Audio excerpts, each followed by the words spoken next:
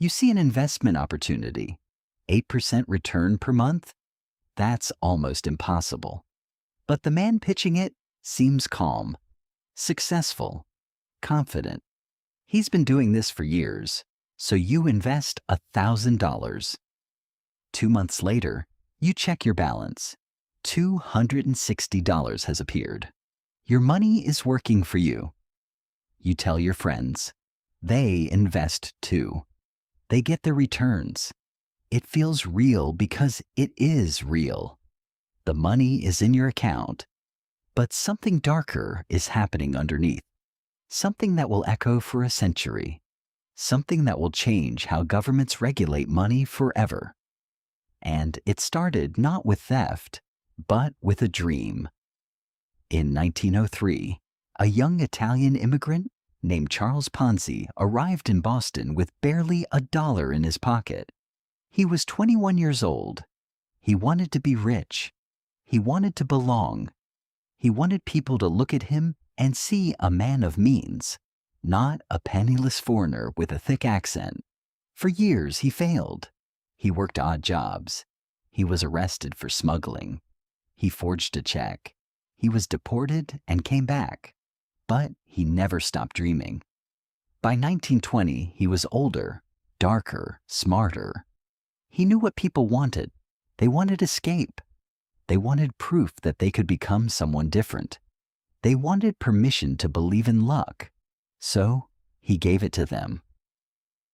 In August 1920, Ponzi sat down and invented a scheme that would become so famous that every variant of it since has carried his name.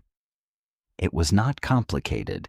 He would collect money from investors, promising them a 50% return in postal reply coupons within 90 days. Postal reply coupons were real. They were small bits of paper you could buy in one country and redeem in another. The math, he explained, was simple. Buy cheap in America, sell for profit in countries with weaker currencies. Everyone wins. Not a single person checked if the numbers actually worked. Historian and financial analyst Marjorie Josephson studied the mechanics of Ponzi's scheme decades later and found something remarkable. Ponzi never actually bought any postal reply coupons, not one. But he did something far more clever. He understood human psychology better than he understood finance. He understood that if you pay the earliest investors their promised returns, those investors become your best advertisers. They become proof. They become living, breathing testimonials that the scheme is real. By September 1920, Ponzi was taking in thousands of dollars per day. Families mortgaged their homes. Widows invested their life savings.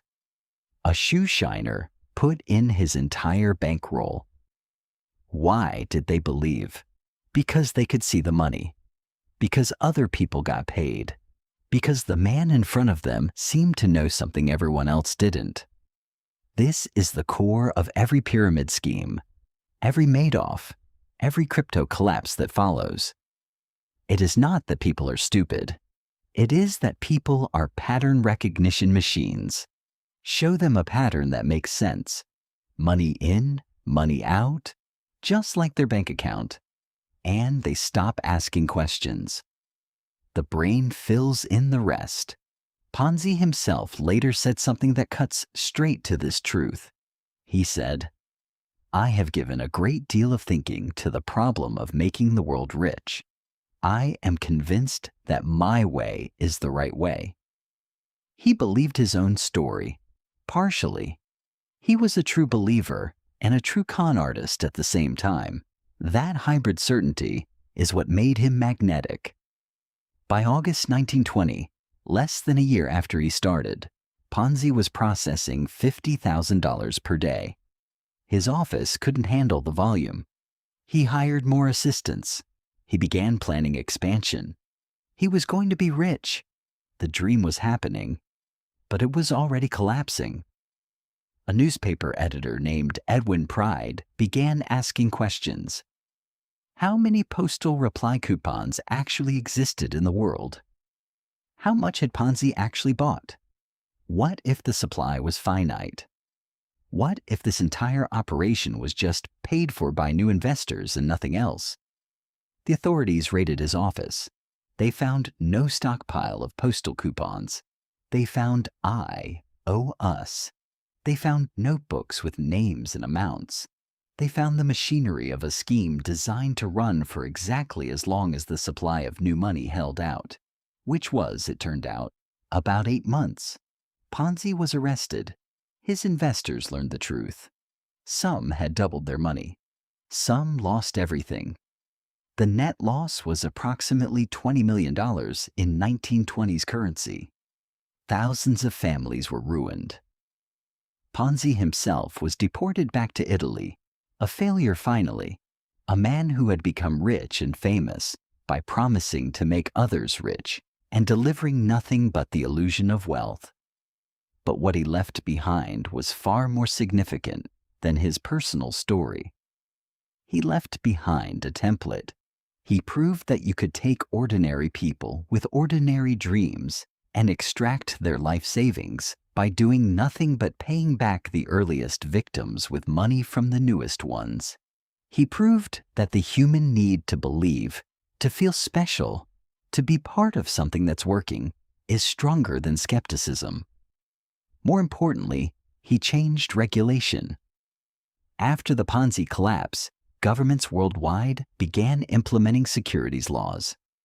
The SEC was created in 1934. Banks began requiring disclosure.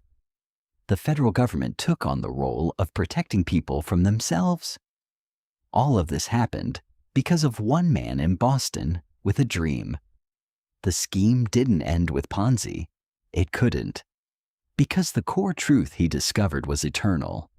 As long as there are people who want to be rich without understanding how money works, there will be people who exploit that gap. Stanford ran a version of it for decades.